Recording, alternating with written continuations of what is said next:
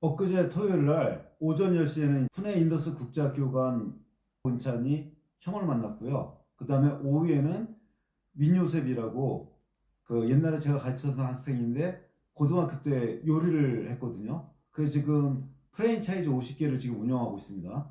그래서 상담을 해줬는데 은찬이 형한테는 무슨 얘기를 했냐면 태권도 4단이에요. 그래서 영어를 배우고 인도를 가라고 했습니다. 그럼 월천이 가능하다. 왜냐면 우리나라에서는 태권도 사범이 되더라도요. 일단 급여가 한 250 정도인데 많이 받아봤자 300밖에 안 줍니다.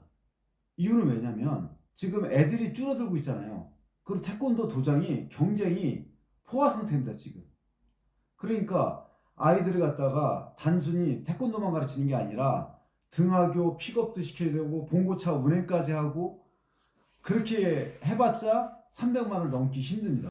그런데 같은 태권도 4단이 인도에 가면 월천이 가능합니다. 거기에 한글까지 붙이면 수익은 3배가 됩니다. 스타벅스가 매출이 만약에 1억입니다. 그럼 매출이 2배가 되면 순이익이 몇 배가 뛸까요? 그럼 보통 사람들은 순이익이 2배 뛴다고 합니다. 아닙니다. 11배가 뜁니다. 왜냐하면 매출이 1억에서 2억이 갔다 해서 임대료는 2배 내는 게 아니라 임대료는 똑같죠. 그 다음에 인건비도 똑같습니다. 그럼 뭐만 차이 나냐? 커피 한 잔 원가가 500원도 안 돼요. 매출액은 5,000원에서 아메리카노만 하더라도. 그러면 다 무리지 않습니까? 순익은 엄청 뛰죠. 태권도장도 마찬가지입니다. 1시간 수업하고 보낼 애를 2시간 수업을 하지 않습니까? 그러니까 태권도 할 수 있는 큰 공간하고 조그만 강의실 2개가 있다면 임대료는 그렇게 늘지 않습니다. 그리고 애들은 2배를 내죠. 근데 한글에서 버는 돈은 다 수익입니다. 그러면 왜 한글 교습이 인기가 있을까요? 대표적으로 지금 네이버에다가 내루대학 한국어과 입학 경쟁률 한번 치십시오. 무려 3,300대 1입니다. 그러면 왜 이렇게 경쟁률이 높을까요? 아니 10명 뽑으면 33,000명이 온다는 소리예요. 근데 이럴 수밖에 없는 게 베트남하고 똑같습니다. 베트남의 한국어과가 영문과보다 높습니다. 우리나라는 보통 영문과가 제일 높죠. 왜냐하면 베트남에서 가장 많이 투자한 나라가 한국입니다. 그러니까 한국 기업체 가려면 한국어를 할 줄 아는 게 유리하거든요. 그러니까 한국어과가 더 높죠. 마찬가지로 인도도. 지금 인도에 어마어마하게 투자하고 있습니다. 한국 기업들이. 현대차 상장했고요. LG 상장했습니다. 삼성은 작년에 순이익이 1조 7천억이 났고요. 스마트폰 1위가 바로 삼성입니다. 그리고 5G 그걸 깔고 있고요. 그래서 우리나라 대기업체는 웬만한 대기업체는 다 진출했다고 보면 맞습니다. 착각하시면 안 되는 게 K-팝 때문이 아니라 인도가 제조업이 약해요. 근데 그 제조업의 공백을 뭐가 메꿔주냐? 한국 기업들이 메꿔주고 있습니다. 그러니까 한국 기업에 취직을 하면 1.5배 내지 2배를 더 받아요. 보통 인도 기업들이 30만 원에서 50만 원 선입니다. 임금이. 근데 한국 기업에 가면 50만 원에서 80만 원을 받아요. 그렇기 때문에 한국 기업체 취업하려고 한국어 경쟁률이 어마어마하게 센 겁니다. 이 사실을 알고 계셔야 돼요. 그래서 한국 기업에 취업하려고 한다. 그 다음에 또 하나 보세요. 인도 인구가 지금 15억입니다. 전 세계 최고거든요. 그러면 7천만 명은 한국보다 더 잘 삽니다. 근데 중요한 거는 이 7천만 명이 전체 부의 30 내지 40%를 가져가요. 빈부격차가 어마어마합니다. 그리고 약 2억 5천만 명은 한국 수준이니까 약 3억 2천만 명이 한국 수준 이상이라는 거지. 똑같거나 그 이상이거나. 12억은 못 살아요. 12억은 구매력이 없습니다. 근데 구매력 있는 사람은 어디냐? 3억 2천만 명. 인도 벵갈루루가 인구가 1600만입니다. 그러면 약 350만 명은 구매력 있는 사람들이에요.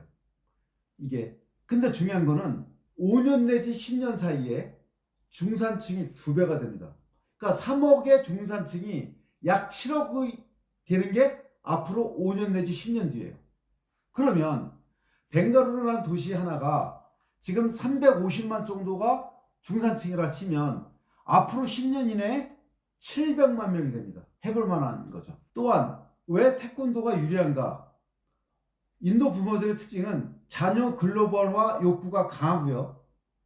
왜냐하면 인더스 국제학교만 하더라도 무조건 미국으로 보내요. 지금 인도에서 가장 잘 나가는 사업가들은 미국 대학을 나와서 다시 인도로 와서 사업하는 겁니다. 이게 20년 전 중국 모델입니다. 중국의 유학생들이 미국에 가서 첨단을 배워갖고 와서 하지 않습니까? 지금 현재로서는 미국 대학을 나온 애들이 인도에 와서 다시 하는 거거든요. 벌써 글로벌화가 돼 있어요. 얘네들은. 한국 문화에 대한 호감이, 그 다음에 체육하고 교육이 융합을 선호합니다. 그리고 실제 태권도라면요, 운동을 하게 되면 BDNF가 나오면서 뇌세포가 확장됩니다. 이때 어학교육을 하면 훨씬 시너지가 크게 납니다. 그러니까 태권도는 이미 브랜드가 만들어져 있어요. 문제는 핵심이 이겁니다. 제가 얘기했던 내용이 영어를 할 줄 아는 한국 사범이 부족하다는 것입니다. 여기서 기회가 있습니다. 영어하고 태권도 4단만 따서 인도 가면 한국보다 수익은 3배 이상 납니다. 태권도 수익뿐만 아니라 한글에서 나오는 교수비는 다 이익금이라고 보시면 돼요. 그래서 수익이 3배에서 난다. 이게 세종학당 타이틀을 갖고 가잖아요. 그럼 대박입니다. 완전히. 그래서 이 한글은 부모도 배우거든요. 이게. 그래서 하루 한 타임이 아니라 2타임.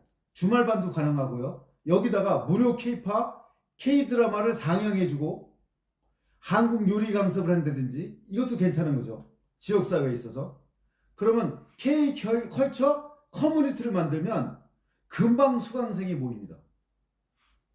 그래서 운동하는 큰 공간과 조그마한 2개의 강의실에서 수익은 극대화되고 커뮤니티는 탄탄하게 자생적으로 돌아갑니다. 근데 나는 태권도 사범을 따기엔 나이가 많아. 그럼 어떻게 하냐? 투자를 하면 돼요.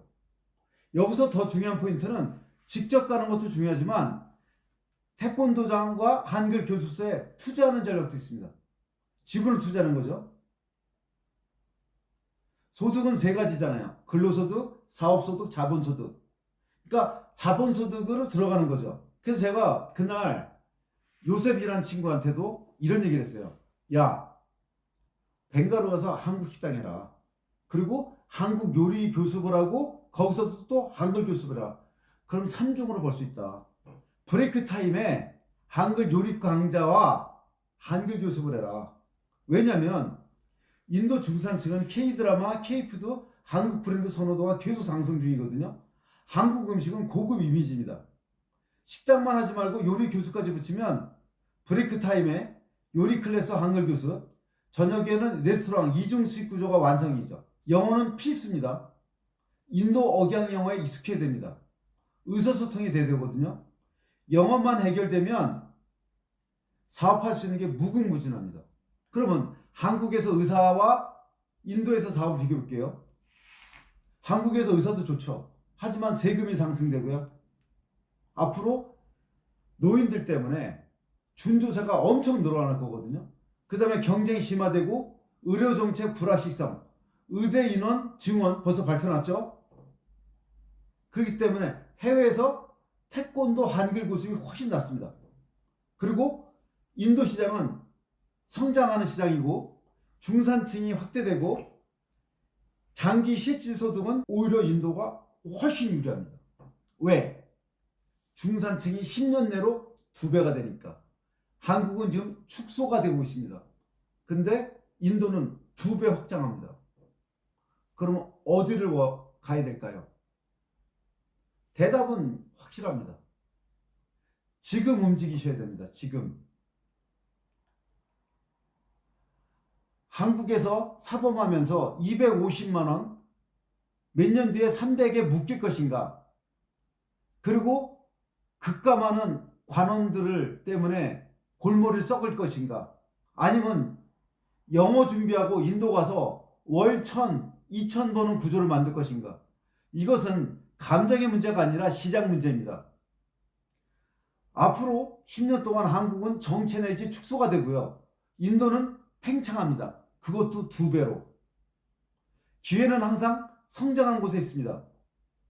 태권도 4단 곱하기 한글 교수. 이 조합은 아직 인도에서 블루오션입니다.